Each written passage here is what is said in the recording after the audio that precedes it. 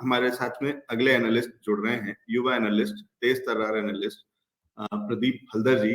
और कम उम्र में बड़ा नाम बन गए हैं शेयर बाजार की दुनिया में।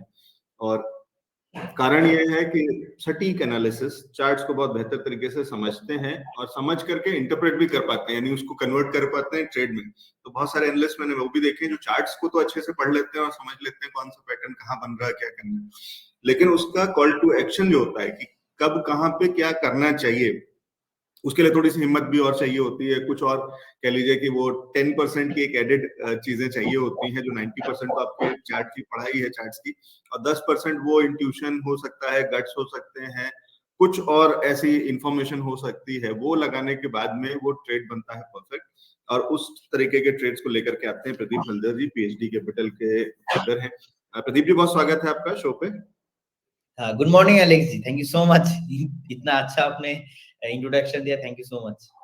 ठीक है, मैंने झूठ तो नहीं बोला, कुछ गलत तो नहीं बोला? नहीं सर, बिल्कुल आपने सही बोला, थैंक यू सो मच। ठीक है ना, मतलब ये मेरा व्यू है, मुझे नहीं पता कि एग्जैक्टली आप क्या कितना क्या कैसे करते हैं, लेकिन मुझे ये लगता है कि 90% तो चार्ट है, लेकिन 10% आप कुछ कुछ वो वाले जो एक मसाला आप जो तड़का लगाते हैं ना, जो प्रदीप हल्दर का उसके अंदर में मसाला होता है, जो तड़का होता है, वो उसको एक ट्रेड बना देता है, जो कि ट्रेड फिर मुनाफा देके जाता है। Yes yes yes, obviously.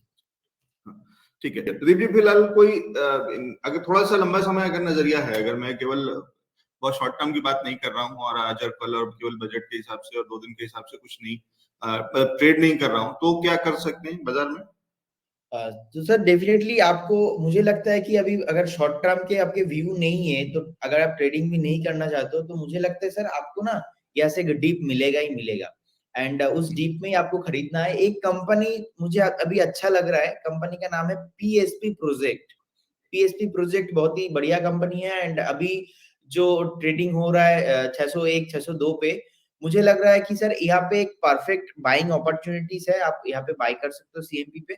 And आपका जो स्टॉप लॉस होगा सर, स्टॉप लॉस मुझे मैं यहाँ पे देना चाहूंगा कि आपको एक बार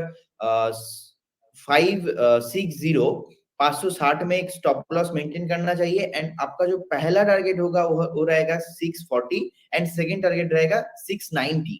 मुझे लग रहा है यहाँ पे 690 एंड 640 दोनों टारगेट ही अचीव हो जाएगा। एंड आपको टाइम लग सकता है, मैं 1 से 1.5 महीने के अंदर ही अंदर ये टारगेट आ जाएगा, लेकिन आपको दिखाई देंगे आप 10 से 15 ट्रेडिंग सेशन में भी आ सकता है। तो डेफिनेटली आपको एक बार वेट एंड वॉच करना चाहिए। एंड इस स्टॉक पे आप करंट मार्केट पे इन्वेस्ट कर सकते हो, यहाँ पे कोई इशू नहीं है।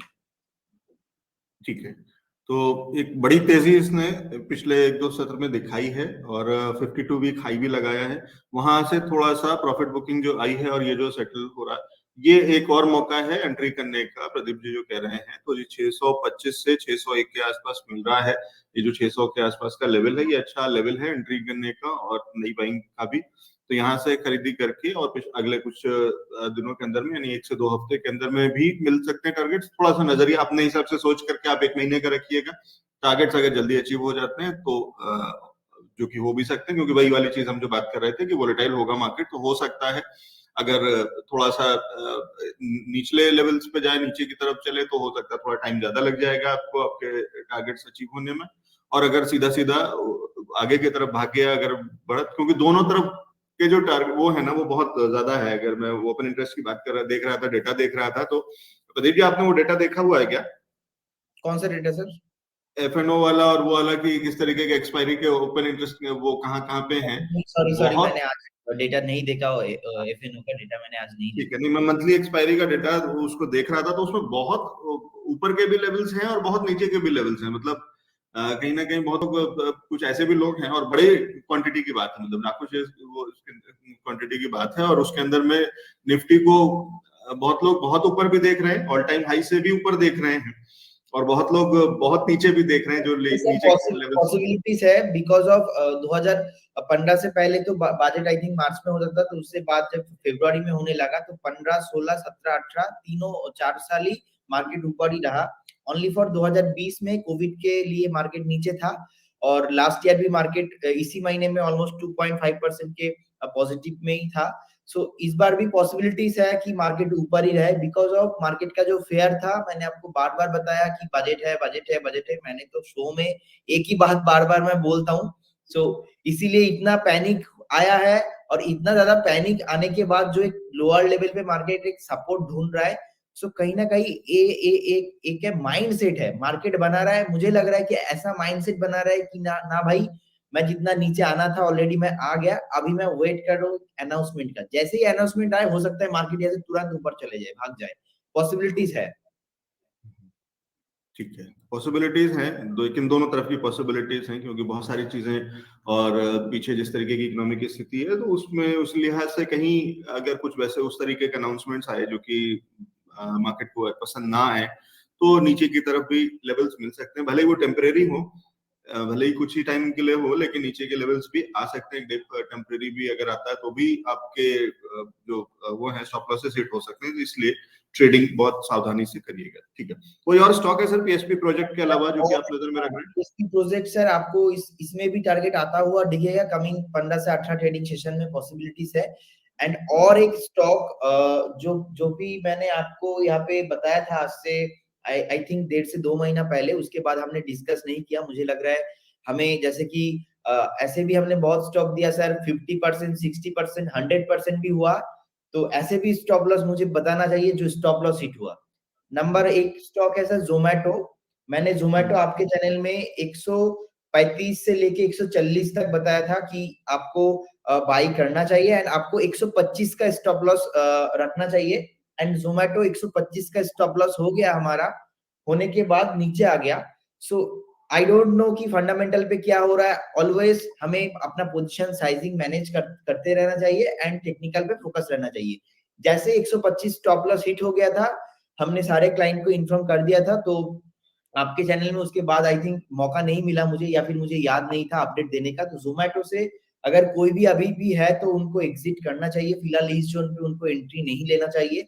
हमने बताया था कि सर 135 से 140 के बीच बाई करने का, एंड स्टॉप लॉस था ओनली फॉर 10 to 15 रुपीज था, कुछ ऐसा। सो उसका स्टॉप लॉस हो गया है। एंड मुझे sir this is my responsibility to inform you कि अगर मैं एक एक स्टॉक 80%, 70% भी आपको टारगेट देके अचीव करा रहा हूं, तो अगर कोई स्टॉक पे 10 से 15% स्टॉप लॉस भी हुआ है तो उनको भी मुझे बताना चाहिए। तो इसीलिए यही एक अपडेट था। और एक अपडेट था sir ABFRL, Aditya Birla fashion. Last week जब हमने बात किया था 312, 313 था। अभी ये जो मार्केट में पैनिक हुआ था, पैनिक के चलते एक बार 280 तक आया, लेकिन फिर भी वही है, same pattern, corona top retracement भी आया। अच्छा मौका है फिर भी, जिन्होंने नहीं लिया, जिन्होंने मिस कर गया, उनको डेफिनेटली एंट्री लेना चाहिए इस स्टॉक पे, उनको छोड़ना नहीं चाहिए। थोड़ा धीरे चलता है लेकिन डेफिनेटली प्रॉफिट आपको देके जाएगा। एंड और एक स्टॉक सर मैंने डिस्कस किया था, ग्राविटा।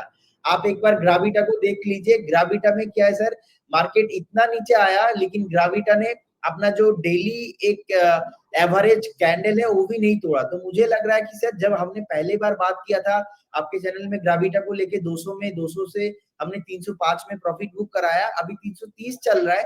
लेकिन मुझे लगता है सर इतना बड़ा पैनिक हुआ, निफ्टी हमने देखा, सेंसेक्स हमने देखा 2-3 हजार नीचे पॉइंट आ गया, सेंसेक्स निफ्टी 18,300 से डायरेक्ट 16,800 आ गया, फिर भी ग्राविटा ने अपना जो डेली कैंडल का एवरेज है उसको नहीं तोड़ा, फिर से जाके कहीं ना कहीं उनका हायर रेंज भी आ गया। तो मुझे लगता है ग्राविटा 330 चल रहा है, यहाँ से फिर से एक बार 370, 380 जाने का एक बार ट्राई ले सकते हैं। अगर आपने अभी भी इन्वेस्ट नहीं किया हो तो एक बार स्मॉल क्वांटिटी के साथ ग्राविटा में भी आप खेल सकते हो। तो sir basically my main point है ये, जोमेटो से निकल जाओ एंड आदित्य बिरला फैशन में एंट्री अगर आपने नहीं लिया तो ले लो, ग्राविटा आप होल्ड कर सकते हो।